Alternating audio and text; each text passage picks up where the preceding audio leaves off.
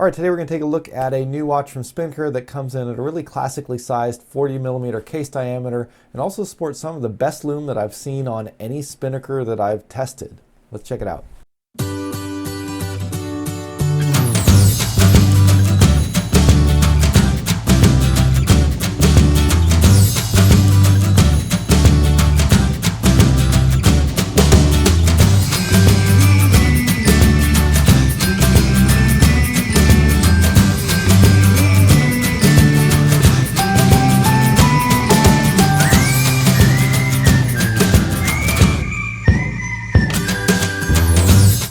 Hey everyone, this is Dave from Just the Watch. Welcome back to the show.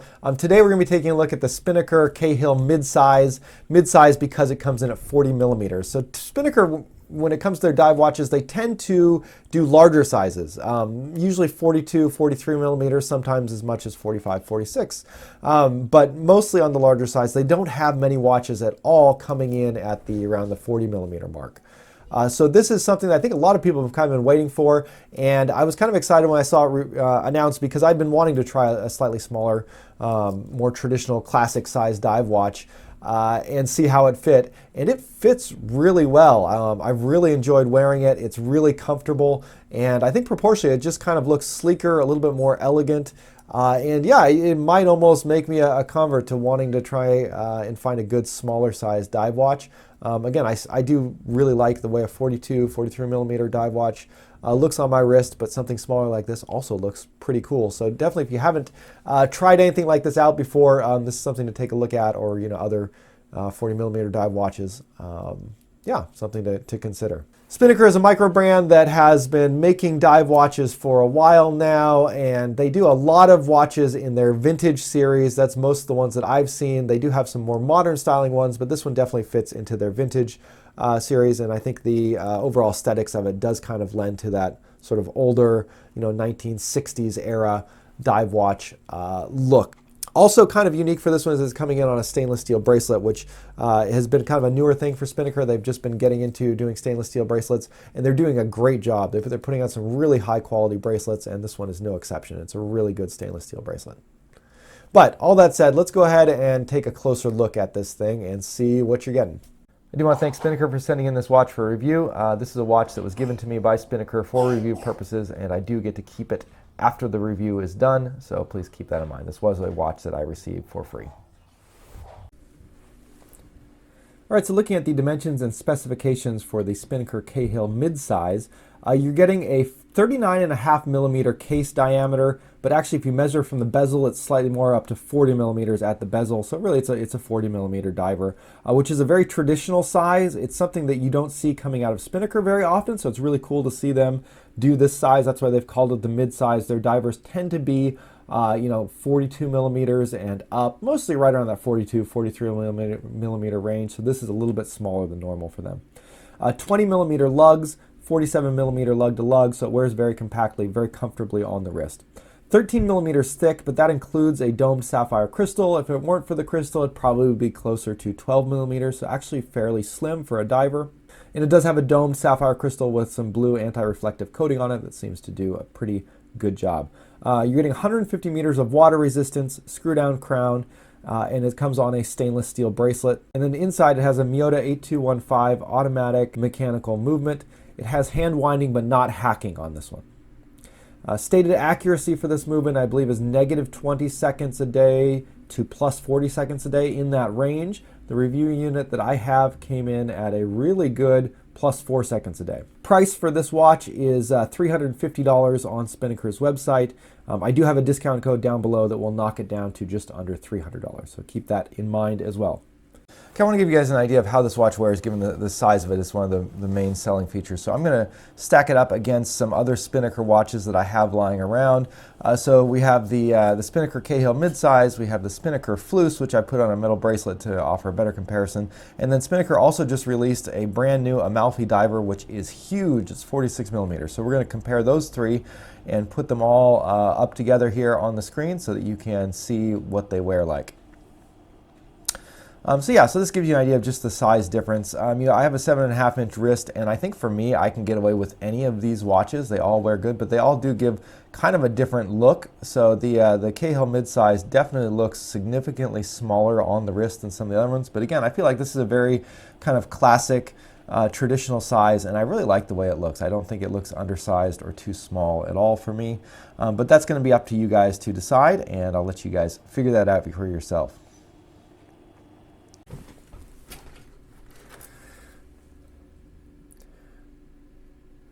All right, so let's take a look at what you're getting on here.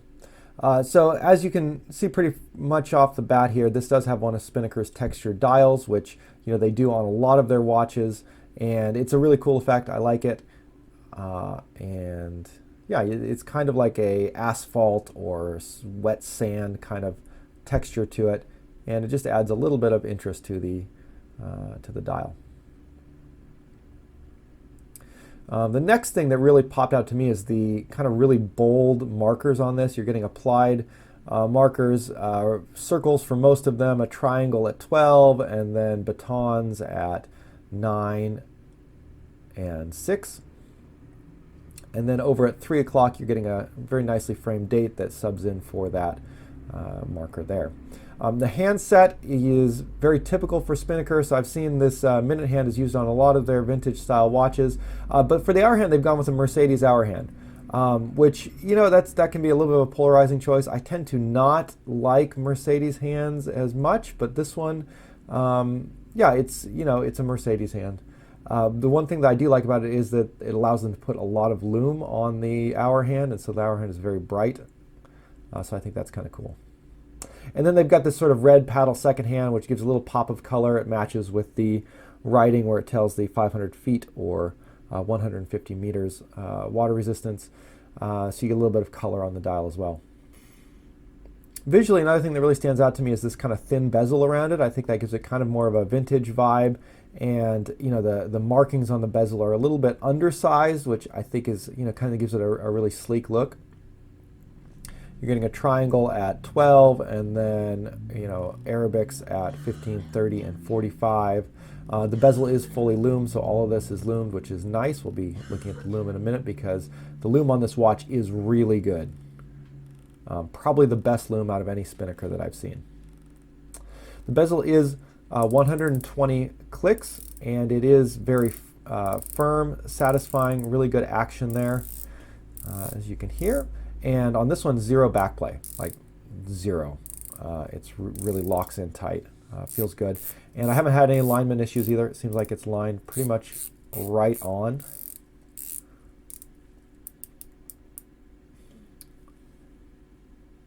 Yeah, so no complaints there. Another thing that kind of sticks out, quite literally in this case, is the crown on this one. The crown's slightly long. I haven't had any discomfort from that. It doesn't seem to dig into my wrist at all, and there are no crown guards. It does look, I don't know, it's very noticeable. It does, in my opinion, look a little bit awkward, but it is very easy to grip because of that size of it. It just seems like it's sticking out a little bit longer than usual. And then you're getting a nice signed crown on that. And look at that, perfect alignment on the logo after it's been screwed in. So this is a screw down crown and the logo is right side up. So it's one of the first times I've seen one like that. That actually looks really good. And then on this one, you're also getting branding on the other side of it. So you get the Spinnaker logo etched on here. I'm not a huge fan of that. I don't think it really makes too big a deal one way or the other though, but just kind of interesting to note. Most of the time you would never notice that on the wrist. Case finishing overall is pretty good.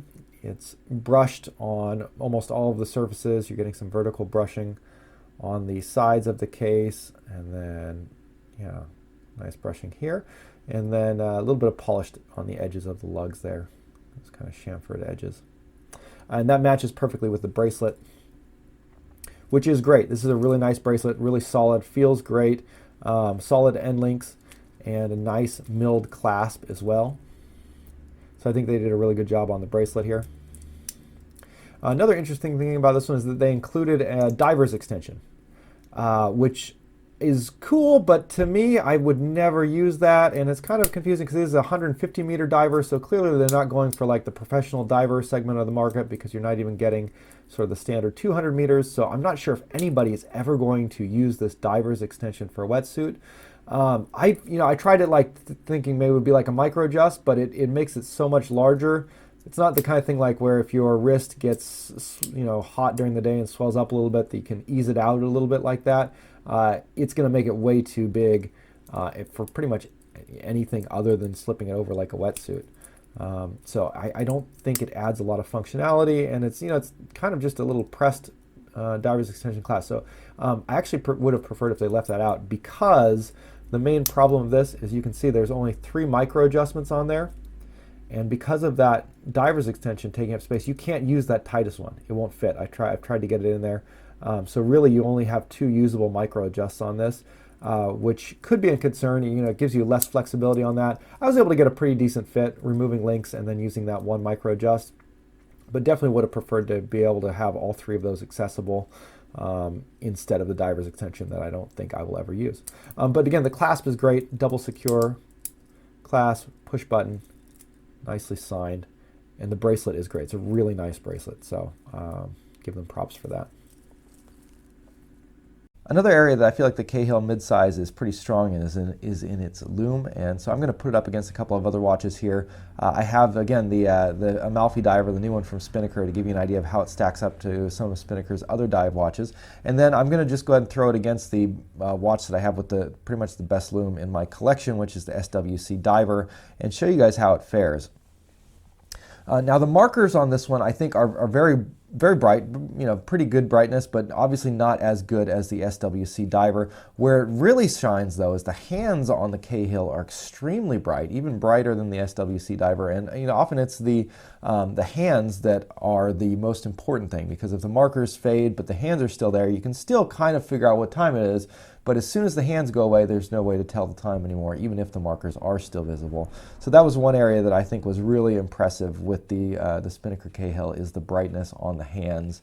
And they just really hang on there for a long, long time after they've been charged. One of the brightest handsets of any watch in my collection. So I think that's a really good job that Spinnaker did there with the lume. I'm a little bit surprised. Spinnaker's lume kind of tends to be all over the place. Some of their watches are really good and some of them are pretty weak. This one's definitely one of the good ones. Okay, so what are the pros and cons to the Spinnaker Cahill Midsize? Starting with the pros, first off, I think for me the biggest pro is the size. 40 millimeters is just a great size, and it was great to be able to try this out and try something a little bit smaller than I normally wear, and it wears really comfortably. And again, I feel like it has just kind of a more sophisticated, sleeker look to it. It's just a different look. It doesn't look undersized, especially on the metal bracelet. It just looks different. It gives it a kind of a different overall feeling to wearing a watch, especially a dive watch. Bracelet, I think, is a big plus. I love that they're giving a bracelet option now, and I think this is a great bracelet that they've included. And then also that domed sapphire crystal. That's something that is a little bit unusual for Spinnaker's line. I haven't seen many domed sapphire crystals on their watches. It's a very slight domed crystal, but it does add a little bit of pizzazz to it, and just kind of helps make the watch stand out a little bit more. So cons, talking about some of the drawbacks of it. I mean, first off, I think that Miyota 8215 movement is a little bit puzzling. I'm not sure if that helped save space or what the rationale behind it was. Normally they're including the Seiko NH35, which I think is a slight step above the Miyota 8215. And in this case, I think the biggest drawback is that you're not going to get hacking on that move. Second big drawback to this one is that dive extension taking up one of your micro adjusts. That was pretty annoying. It's something that I don't know if I'll ever actually use, and I would much rather have had that extra micro adjustment instead of the dive extension. And the final con I have about it is the bezel markings. I think that the 12 o'clock marking, the triangle, needs to be bigger or have something to more distinguish it from the other Arabics at 15, 30, and 45. In the dark, when it starts glowing, at least for me, my eyes have a really difficult time differentiating that triangle from the text on the other ones. So it becomes really hard to actually use the bezel in the dark after a while. I have to look really closely. So the triangle kind of looks, because the markings are all very small in general, they're not really big markings, it's a thinner bezel. they are a little bit harder to read in the dark, and it's hard to distinguish which is which, making it very difficult to use the bezel in the dark for timing. All right, so what do I think of the Spinnaker Cahill Midsize? Honestly, I think it's one of the best Spinnaker watches that I've ever tested. I really love the size of it. I love the case diameter and just a little bit smaller size. I love how comfortable it is on the wrist. It was something that I found myself grabbing all the time just because it was really easy to wear. And I think it makes an incredibly good daily wear watch. I love that it comes on the stainless steel bracelet, giving you a lot more flexibility for strap options. You know, you can have it on the stainless steel bracelet if you want, and it looks great, or you can swap it out to something different. So just a really great package overall. But that said, there are some questions about whether or not it's priced appropriately. I think, you know, it's, as far as Spinnaker watches goes, it's a little bit on the higher side and probably a little bit overpriced compared to some of their other models. At $350, I would have hoped it would have had at least a 200 meters water resistance and a movement with both hacking and hand winding instead of only hand winding. So yeah, so there's a little bit of a hesitation there where, you know, I kind of feel like, you know, you should get a little bit more for your money if they're charging that much. Again, I have a discount code down below which will drop it down to $300, which is a much more reasonable price, I think, for it. So you can check that out and use that. But even still, there are other Spinnaker watches and other watches out there that I think do offer a better value if that's your main concern. For me, the 150 meter water resistance and that movement without hacking didn't really bother me. It didn't, you know, for me, 150 meters of water resistance is more than I will use for any activities. It's functionally no different from 200 meters for my purposes. And not having the hacking on it also didn't really bother me that much either. So, you know, those are features that I don't particularly need. Again, it's just, you know, talking about a pure value perspective, I feel like you should have gotten them for that price, but you didn't. So, you know, I'll leave that up to you guys to decide whether or not you think it's worth it. Definitely encourage you guys to check it out because I think it is a great watch. Yeah, but let me know what you guys think. Always love hearing from you in the comments. And if you have any questions about the watch or any suggestions, definitely let me know. And we will talk to you guys next time. And thanks again for watching. We'll see you later. Bye.